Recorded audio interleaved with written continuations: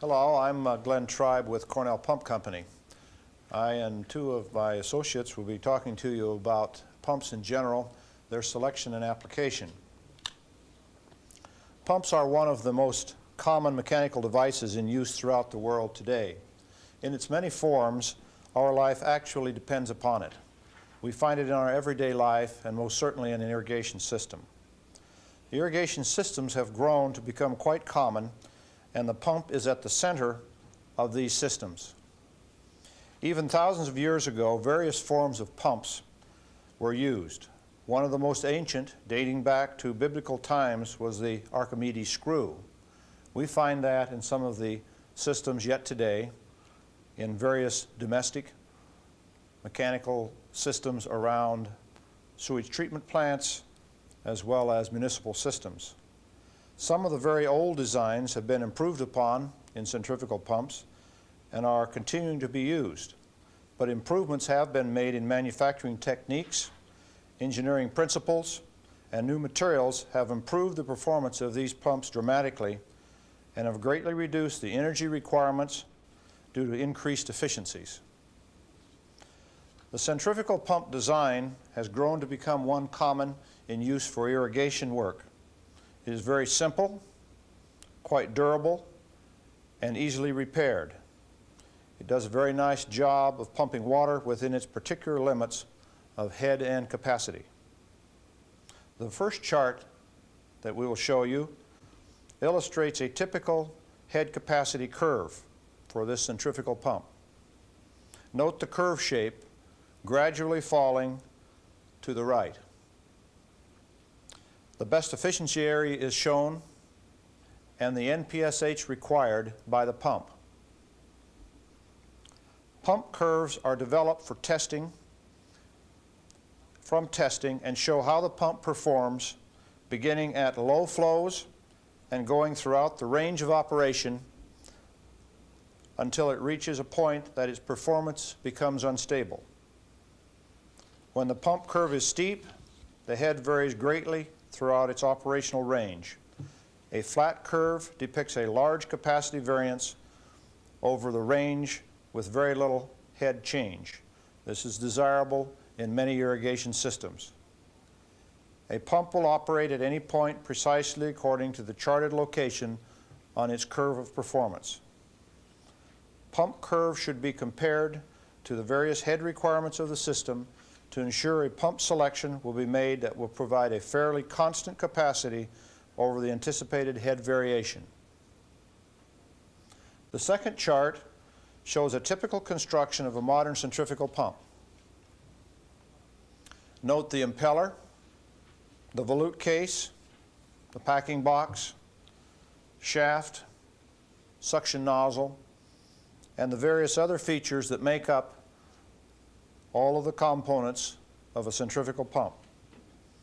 This type pump can be direct connected to an electric motor, a bearing frame, or an engine drive, or other types of prime movers.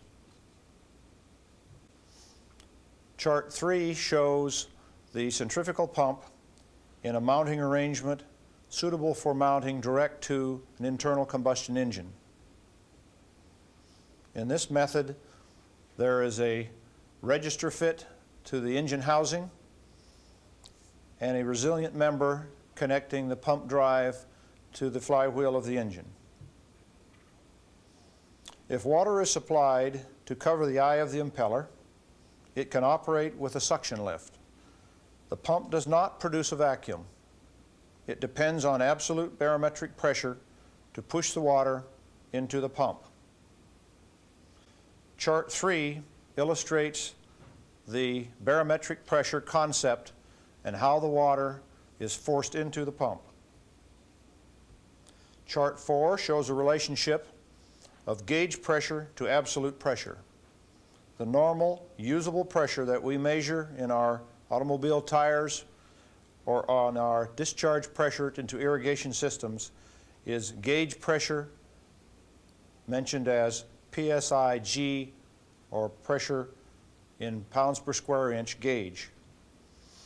Absolute pressure is PSI-A, and is impressed upon the Earth's surface by the weight of the atmosphere. The total pressure is absolute pressure plus gauge pressure. Oftentimes, a negative pressure is called vacuum and is measured at the amount below gauge pressure. It is encouraged to have gauges both on the suction of the pump to measure the absolute pressure to the pump in positive or negative terms, and on the discharge of the pump to measure the amount of pressure added by the pump.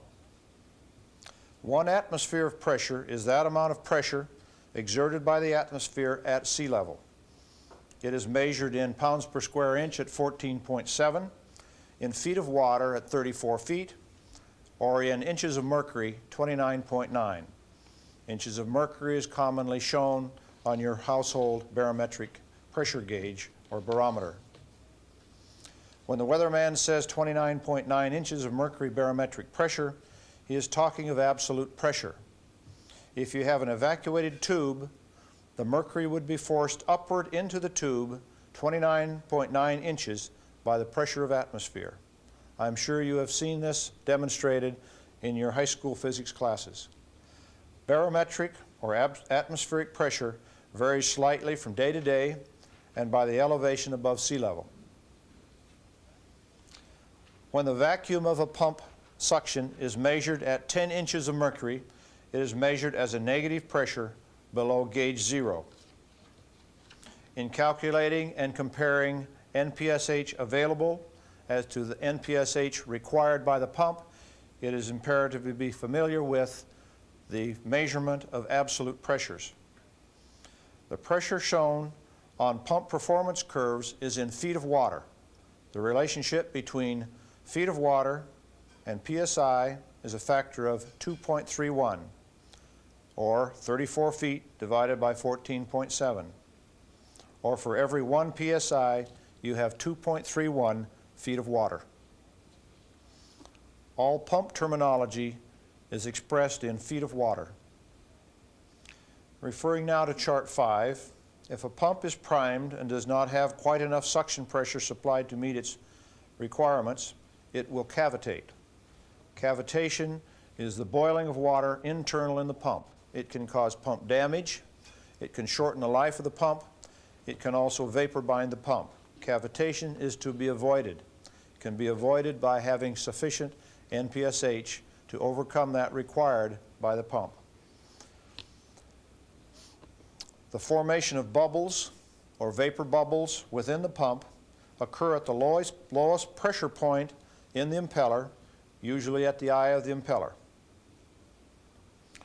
And when that pressure is exceeded, as the pressure is increased going through the impeller, the collapse of this vapor bubble occurs and can cause damage or noise.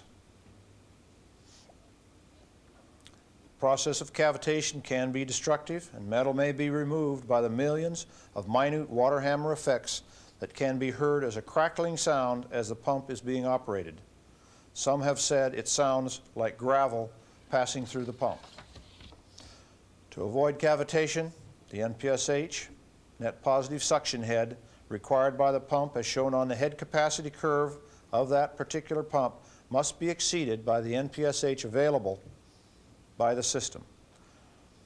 The diagram 5 shows the various pressures comprising NPSH. NPSH-A of the system is composed of barometric pressure that overrides the fluid being handled, the static pressure differential between the supply water and the pump suction, subtracted by the friction of the conduit from the supply source to the pump suction. Chart 6. Pumps may be connected either in parallel or in series. With parallel connection, the flow or capacity is additive, and dual or 3 pumps in parallel will double or triple the flow at a given head. Pumps in series similarly add to the head in equal increments as to the numbers of pumps in series. A system curve shown on Chart 7 may be plotted to overlay the pump curve. In this manner, a graphic determination can be made of the operation. As the system curve varies, it increases as the flow increases in the system. At the point that the system curve crosses the head capacity curve, the point of operation of the pump will be determined. This is a convenient way of graphically determining where the pump will operate on its head capacity curve. The term total dynamic head, or TDH, is described on Chart 8. It is the summation of the head of the system that the pump must overcome.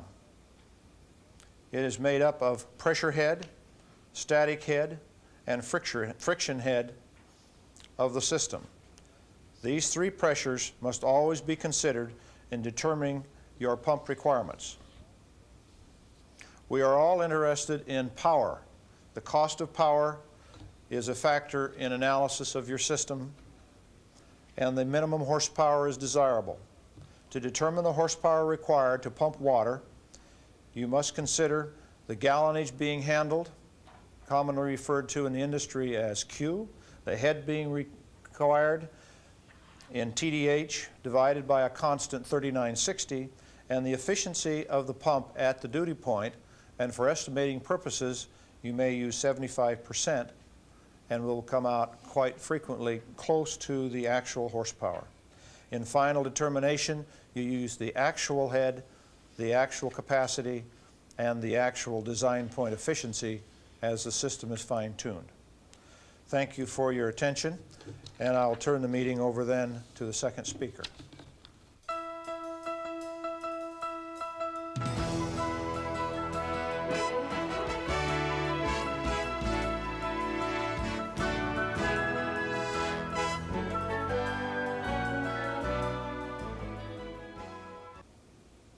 Hello, I'm Rob O'Brien with the Cornell Pump Company from Portland, Oregon.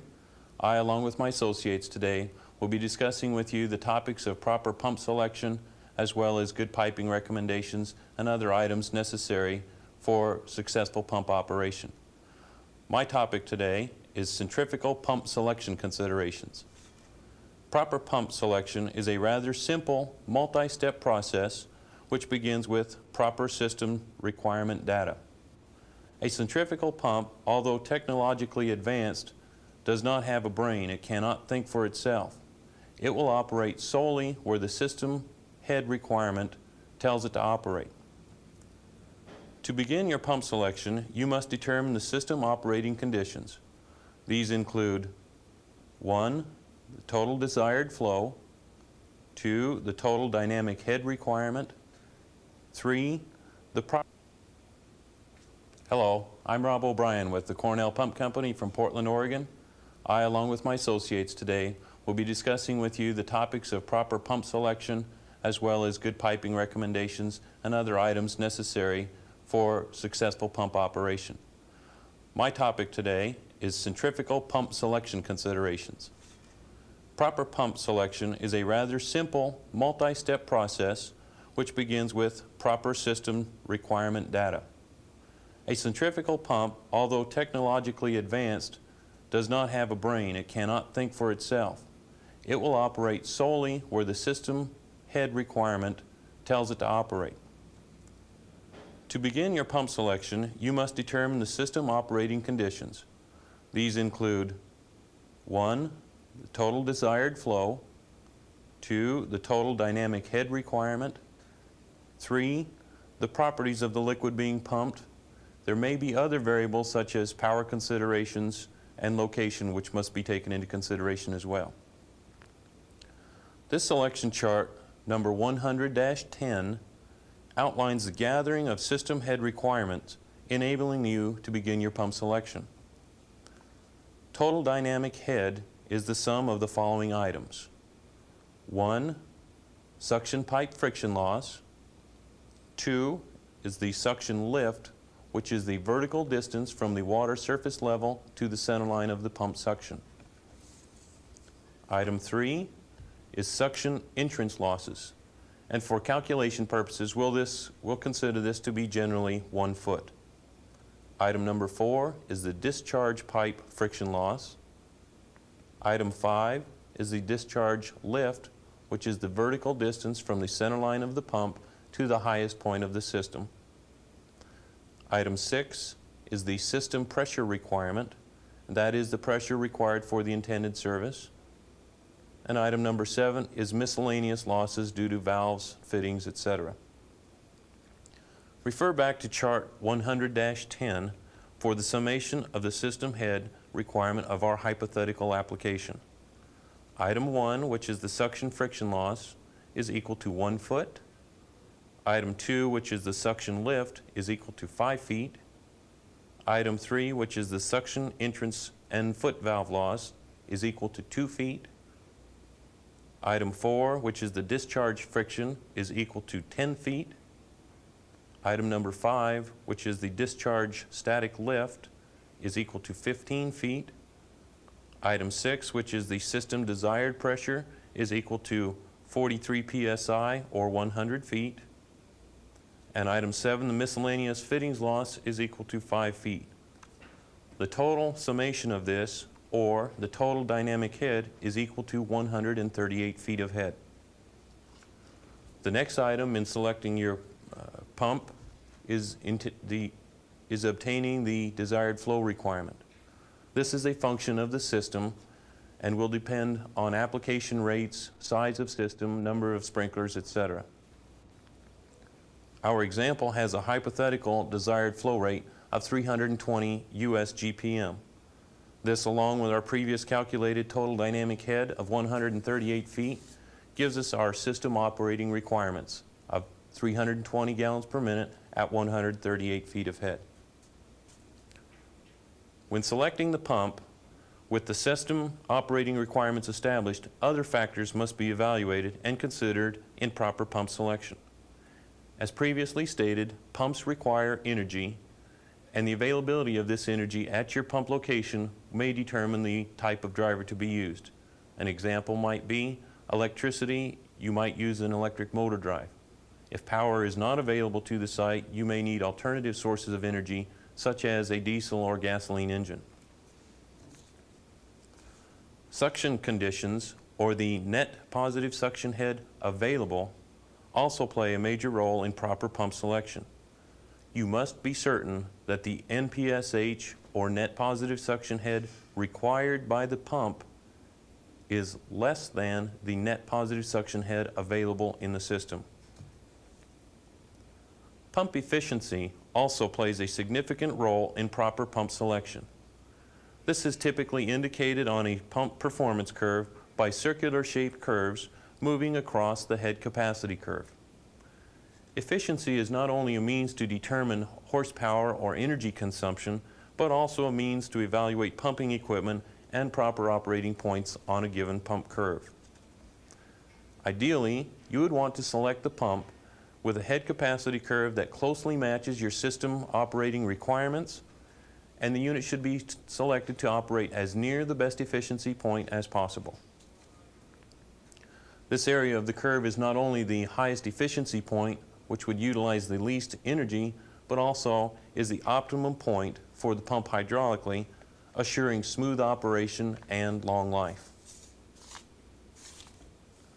Let's refer back to our example calculated system requirement of 320 gallons per minute at 138 feet. You'll find pump performance chart 132-29 is a typical performance curve for a centrifugal pump. This unit has been selected for our example condition since it meets our desired operating condition. The NPSH required by this pump is less than the NPSH available. Additionally, this unit provides good efficiency and has been selected to operate at its best efficiency point on the curve. As you can see, the performance curves are the dark lines beginning at the upper left-hand corner of the curve and gradually slope to the lower right-hand corner of the curve. The various curves with values of impeller diameter reflect performance of that particular pump with that particular impeller diameter, and they can be selected or modified to accommodate your specific requirement. The net positive suction head required curves are indicated by vertical broken lines with indicated values at the top of the curve and gradually increase as you move to the right or increase in capacity. Horsepower curves begin at the lower right-hand corner of the curve and move to the upper left-hand corner, and they too are indicated with horsepower values. This indicates the horsepower requirement of the given pump curve at a given point on the curve. Where the system head curve and the head capacity curve and the horsepower intersect, this is the point where the performance of that pump draws exactly that horsepower value that relates to this corresponding horsepower curve. An example would be on curve 132-29, the 6-inch diameter impeller curve intersects the 10 horsepower curve at approximately 200 gallons per minute and 135 feet of head. Operation of this pump to the left of that point with a 6-inch diameter impeller would draw less than 10 horsepower, and operation to the right of this curve would draw greater than 10 horsepower. The efficiency curves are the half circle lines or half moon shapes that move in a circular motion intersecting the head capacity curves, beginning at the best efficiency point and gradually declining as you move to the left or to the right of that point. Ideally, you would want to select your pump to operate as near the best efficiency point as possible, and a good rule of thumb would be ideally you wouldn't want to operate at 80% of the best efficiency point to the left or to the right. The reason for this is if you're operating in either of those zones, probably you could go to a smaller pump if you're operating to the left of best efficiency point, or a larger pump if you're operating to the right of best efficiency point, and get a better pump selection, a pump that might be more suitable for that particular application. On this particular curve, this means that you wouldn't want to select that pump to operate at an efficiency zone less than 63%, as 63% is 80% of the best efficiency point. As you can see, this is a very good pump selection for our hypothetical condition of 320 gallons per minute at 138 feet of head. The 6.5-inch diameter impeller with a 15 horsepower motor has good NPSH characteristics and is selected near the best efficiency point. Let's have a hypothetical operating condition, and you check the 4RB curve, which is curve 136-25, and you be your own judge and determine if this would be a good pump selection. The first hypothetical condition is 800 gallons per minute at 110 feet of head with a total dynamic suction lift equal to 10 feet. The 4RB is an excellent selection with a 30 horsepower motor, an 11-inch diameter impeller, and a pump efficiency of 84%. Another selection might be 1,000 gallons per minute at 130 feet of head with a 12-foot total dynamic suction lift. The 4RB would be an excellent selection with a 40 horsepower motor, 12-inch diameter impeller. This pump has good NPSH characteristics and also equally good efficiency of 85%. How about a hypothetical application of 1,100 gallons per minute at 115 feet of head with a 20-foot total dynamic suction lift? As you can see, the pump has an NPSH requirement of 15 feet. That, along with the 20-foot total dynamic suction lift, exceeds the value of atmospheric pressure available. This would not be a good pump selection.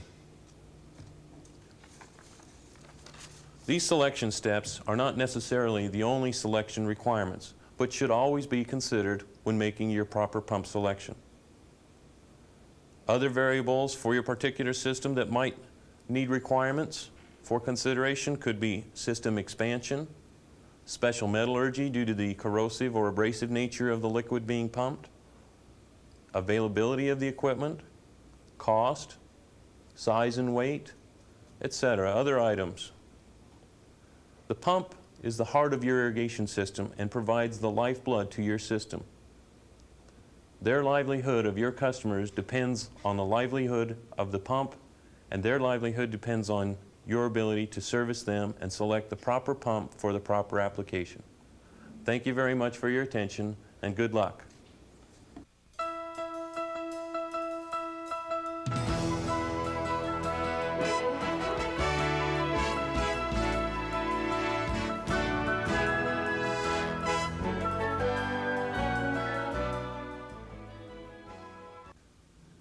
My name is Keith Wood, and I am with the Cornell Pump Company in Portland, Oregon, manufacturers of end suction centrifugal pumps. I'm sure I speak for all pump manufacturers around the world when I say if you design and install a pump supply line that is fully capable of delivering the desired capacity to the pump, your chances of achieving a successful pumping system are immeasurably enhanced. Or stated more emphatically, probably 90% of all pump problems are created on the suction side of the pump.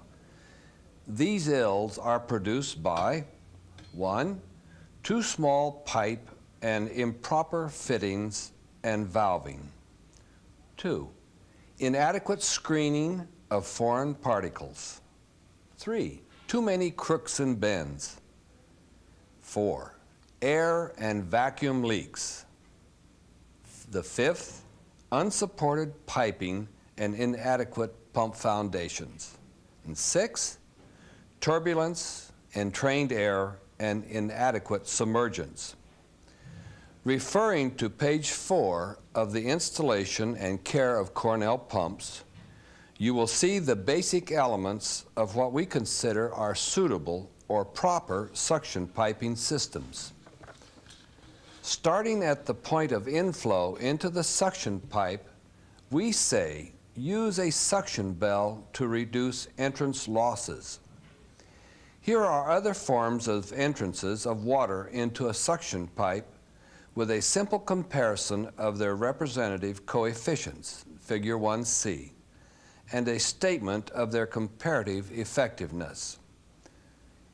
1 is the inward projecting. It has a coefficient of friction of K equal 0.78. This is not good. The second is what we call a sharp-edged entrance. It has a K coefficient of 0.5. This is still not good. The next is a simple cone with K equal 0.35. And that certainly is better. But the best is the suction bell with various radii versus the diameter of the pipe. The K values are listed. Note number 1. In calculating friction head losses, this basic formula is used.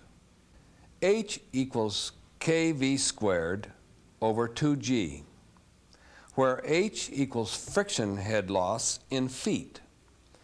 K is the resistant coefficient for valves and fittings. V equals the velocity in feet per second.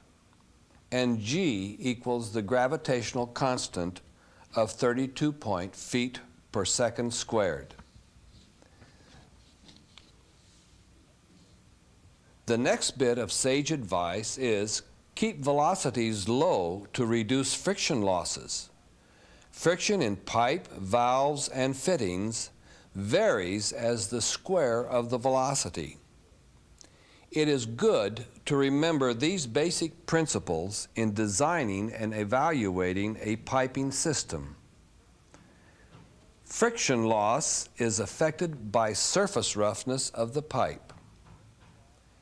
Friction loss is proportional to the pipe length. Friction loss is proportional to the square of the velocity change. And last, friction loss is not related to pressure. It is desirable to keep the velocities between 3 feet per second and 5 feet per second. not only from a standpoint of minimizing friction in properly supplying the pump, but also to reduce the total dynamic head of the system and the resulting horsepower or energy requirements. Use this formula in calculating velocity.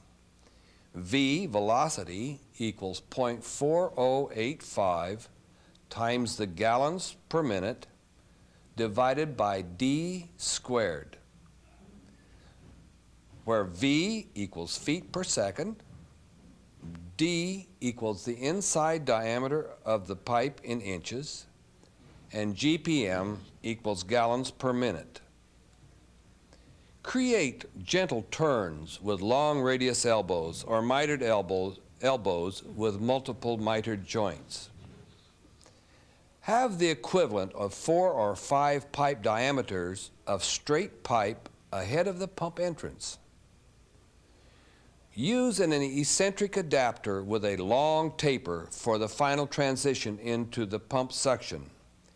Install the eccentric with the flat side up. In evaluating the suction system, a compound gauge or vacuum gauge is an absolute must. Locate the vacuum gauge immediately ahead of the final transition fitting into the pump suction port. If you do not want to provide a permanent gauge, at least make provision for a test gauge with a gauge cock. Vacuum gauges usually read in inches of mercury. Multiply inches of mercury by 1.13 to convert the vacuum reading to feet of head of water.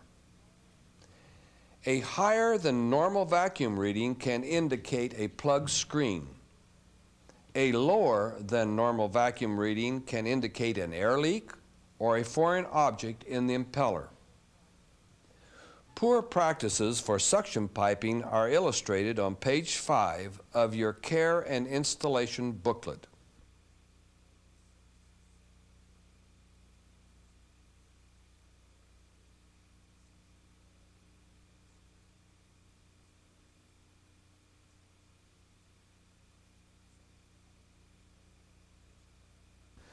Pages 6, 7, and 8 deal respectively with air entrainment, suction bells, and screening, submergence, and pump design.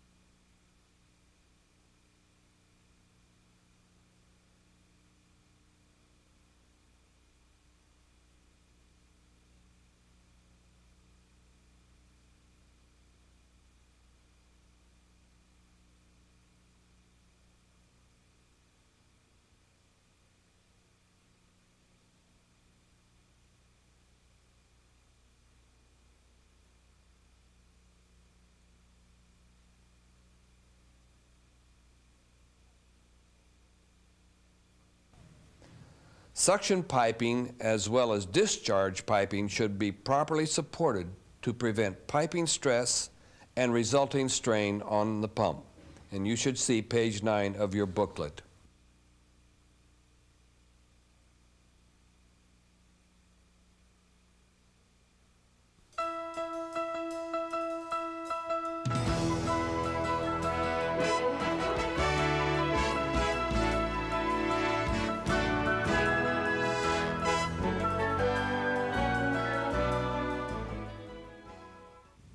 We're going to be talking about the various different components that make up the deep well installation.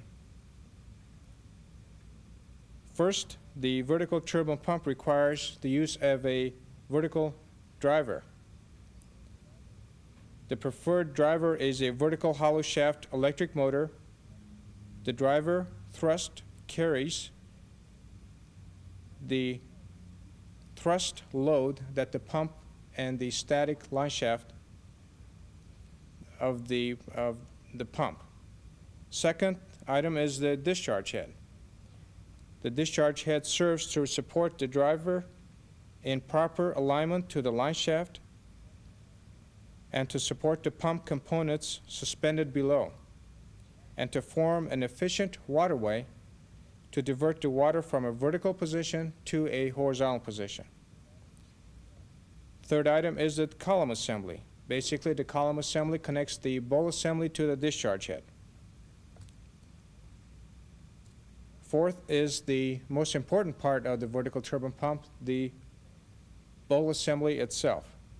The bowl assembly consists of single or multi-stage to meet exact system need requirements. There is a wide range of bowl assembly sizes to meet the needs of the customer. Standard construction includes a cast iron enamel bowls with bronze impellers, which can be either semi-open or enclosed, stainless steel pump shaft, and a strainer can be attached to the bottom of the bowl assembly. The well size is very critical in a deep well pump installation, in that the well size is important because it determines the maximum diameter of the pump that you're allowed to install in the well. The next pump application is the submersible pump. There are several applications where the submersible has many advantages. Extremely deep wells where problems with shaftings are likely to be encountered, such as cricket wells. Very important that a vertical turbine pump with a motor mounted at the top be suspended vertically. Second, an installation where flooding would damage standard above ground motors. Since the motor is submerged in the water in a submersible application, you do not have that problem.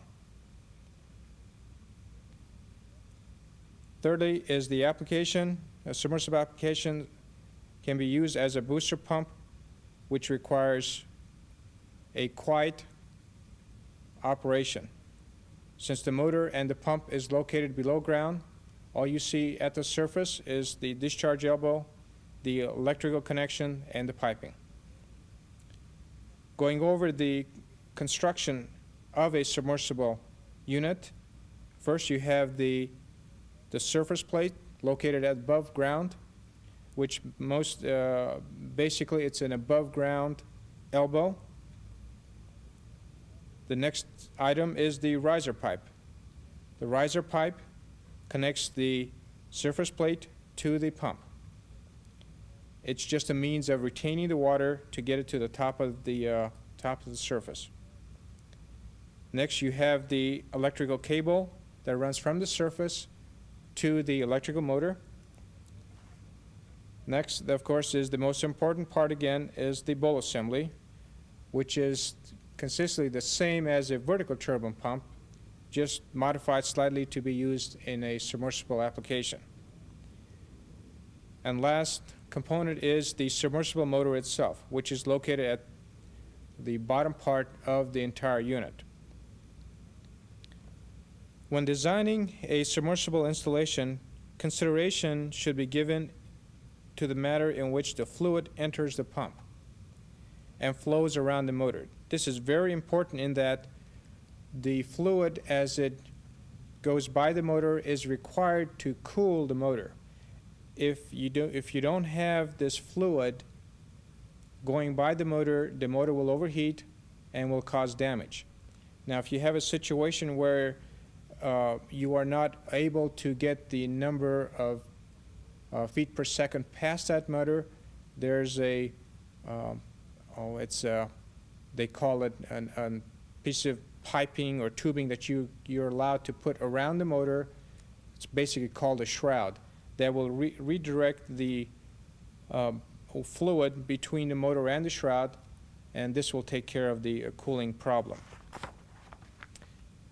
The next application is the wet pit booster installation, or another phrase or another word is the sump installation.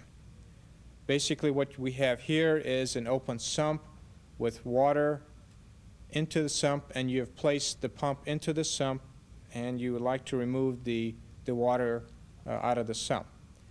Some of the advantages of using the vertical pump in this installation is that the elimination of a dry pit required for horizontal equipment installation in cases where pits are necessary to avoid priming problems associated with horizontal pumps.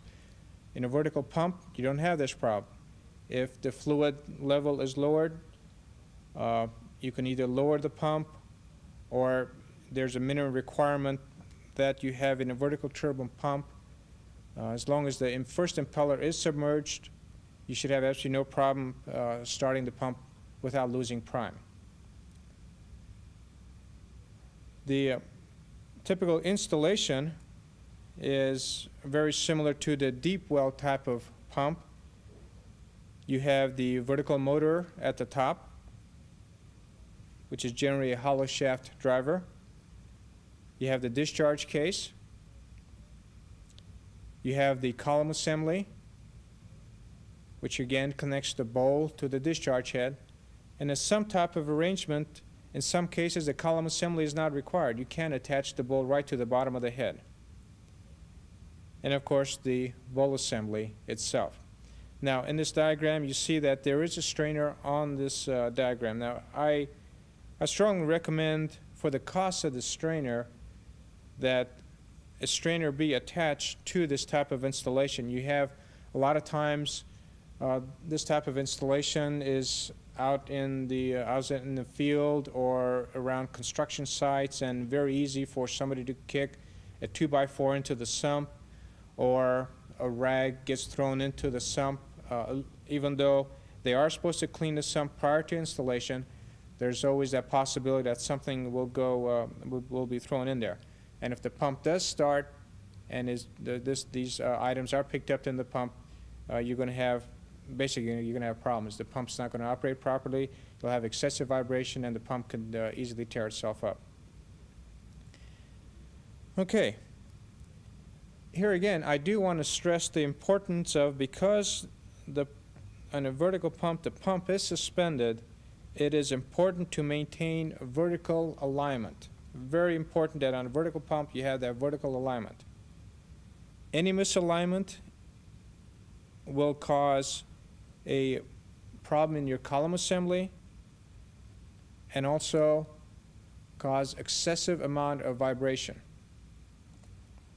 So again, it's very important that a vertical turbine pump be aligned vertically, plumb, very straight.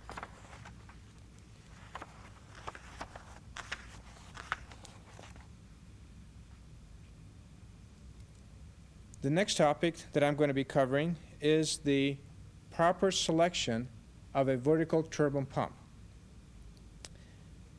In order to take advantage of a vertical pump flexibility in efficiency and reliability, a wide range of system requirements and understanding of the basic components is required. Basically, we're talking about 4 different components. And if you can remember this, have a reference point in your mind when you're thinking about a vertical turbine pump. It makes it a lot easier. What I do is I always start from the bottom and work my way up. Now this is a little different than the drawing indicates. The reason why I say that is because it's very easy to get yourself oriented in when you're talking about, let's say, spec writing, or you want to work on different applications. If you orient yourself from the bottom, let's say, and work your way up, it'll help you greatly. First of all, as the drawing indicates, the most bottom part of the vertical turbine pump is the strainer. The next item is the bowl assembly. That's considered the first component. The next is the column assembly. Generally, the column assembly consists of 2 different types of constructions. You have the oil loop and the product loop. The third component is a discharge head. There again, The discharge head, all basically it does is redirects the flow from a vertical to a horizontal, and it adds a place for the motor to sit on. And the fourth component is the vertical turbine motor. Now, the motor is something that is bought out. The first three components, bowl assembly, column assembly, and the discharge head, is something that the pump manufacturer furnishes.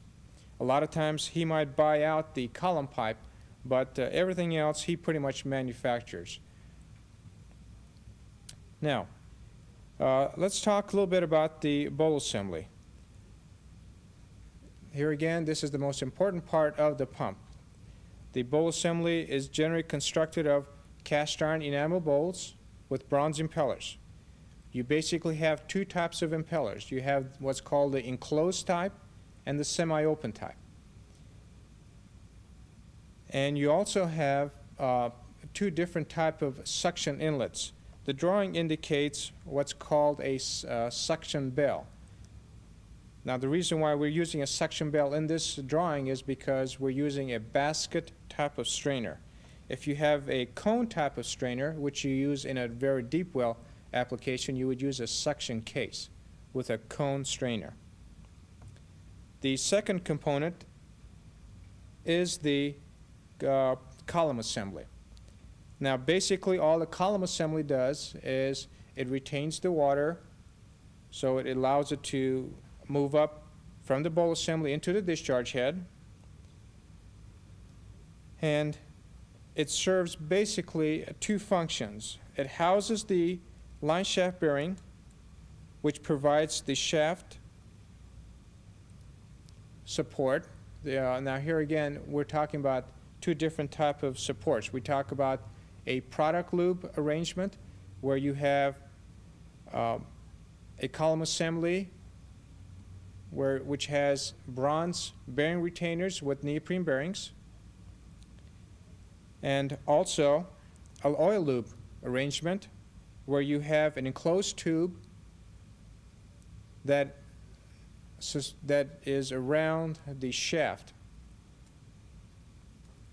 The next third component is the discharge head. Here again, the discharge head serves to redirect the flow from a vertical to a horizontal position. It also provides an external support for the motor. Now, in a discharge head itself, there's, depending on the application or the service, you have an oil lube and a product lube arrangement. Now, in an oil lube arrangement, in the discharge head, you have what's called a tension nut with a tension plate. And what this serves as an oil lube arrangement, an external oil is fed into the tension nut, which goes into the oil tube itself. And you also have, in the product lube arrangement, a stuffing box arrangement. Here, what you have is you have a set of pack rings that contains the water coming out of this discharge head. The fourth component is the driver itself. The driver provides power to rotate the shaft and the impeller. It's basically as simple as that. Okay, what I'd like to talk to you a little bit about here is, this is probably the most important part of the selection of a vertical turbine pump. How to select the proper pump for your application. Now, what you need to do is you need to get a hold of what's called a performance curve of a specific pump or a range of pump. Now, what you can do here is you can go to your dealer, your installer, or whoever you're working with to get this information. Basically, a performance curve has several items on it that's very, very important that you need to remember. Okay, here we're going to look at two different curves. I'm going to be pointing some things out to you that you need to remember. First, on the performance curve, the speed is always indicated on the curve. In this particular curve, you note that the speed is 1770 RPM. That is the speed that the motor will be turning. Also, you note that on the middle of the curve, it indicates that it is semi-open type. Remember, we talked about there's two different types of impellers, semi-open versus enclosed. The top curve happens to be in an enclosed type of impeller. Our model in this particular case is called a 12DOH. The 12 designates the bowl size, the D designates a model, the O designates that it is a semi-open, and the H designates that is you can consider like a high capacity. Okay. Now note that these curves are based on per stage performance. Very, very important. If, for example, let's take an example here. We have on the bottom of the curve, you note that it indicates the capacity, which is in US gallons per minute. And on the left-hand side, you see it indicates that we have the bowl head, which is in feet. Here again, you've got to convert pressure to feet. Curves are based on feet. Now, let's say you have an application where you have 1,200 gallons per minute, and you want to develop approximately 120 feet. Okay? You note that the curve here at 1,200 gallons, you go up. Then you look at, okay, at 1,200 gallons, you go up all the way to the top of that A curve. See, and then once you get there, then you go to the left, and you see that each stage develops 60 feet. Remembering our condition was 120 feet at 1,200 GPM. With 2 stages, you will get that desired condition. So remember that the performance curve is based on a single stage performance. Okay, now, all those little numbers at the top of those curves are the efficiency. That is required for you to determine horsepower. So, for example, at 1,200 gallons, at 60 feet, we're developing approximately 80.3%. Now, is that the actual efficiency that that pump will develop? No. If you look to the right, you see there's a devaluation of efficiency that you have to consider. That's very, very important. This is something that is quite often overlooked. As you note, the number of stages, if you have a one stage, the change in efficiency is minus 3%. For 2 stage, it's minus 1, and for 3, it's 0. So, going back to our example, a single stage pump at 1,200 gallons at 60 feet, is it really developing 85.3%? No, it's developing 82.5%. Don't forget to derate your efficiency for the number of stages that you have. Okay, some important pump data on the left-hand side. You have the shaft diameter. You have the minimum submergence that pump requires. That's very important. This is the minimum submergence that's required from the lip of the bell, from the lip of the suction bell to the minimum water level. If, let's say, you have a pump that's less than 22 inches, let's say it's operating 11 inches, what's going to happen? The pump is going to cavitate, you're going to have vibration, and the pump's not going to operate properly. So the minimum submergence is something that's very important. Okay, the curve underneath that is very similar to the one that I just described at top, except this happens to be an enclosed impeller. Okay, now here the description of the performance curve is the same. You have the bowl head at the left, the capacity at the bottom, the horsepower at the right, and also something I didn't talk about at the top curve is the MPSH required.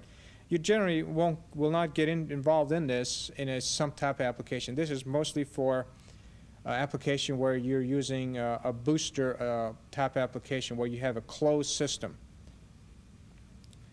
Okay, now something else I would like to point out is, you know, on the middle of the curve you have this thing, this A, B, and C. You know what there's three different designation. The A indicates, on this particular curve, let's look at the 12DOH, indicates a 7.8125. Okay, what does this represent? This represents that this is the diameter of that full impeller. Okay? The diameter of the C-trim impeller is 6.5 diameter. Now, I'm not going to get into detail on where you actually measure this diameter because it involves a little more time, but I just want to point this out to you. Now, can you select a condition somewhere in between, let's say, the A and the B trim? And the answer to that is yes. This is just basically a guide for determining the trims of the impellers. You can select a condition anywhere between A and C.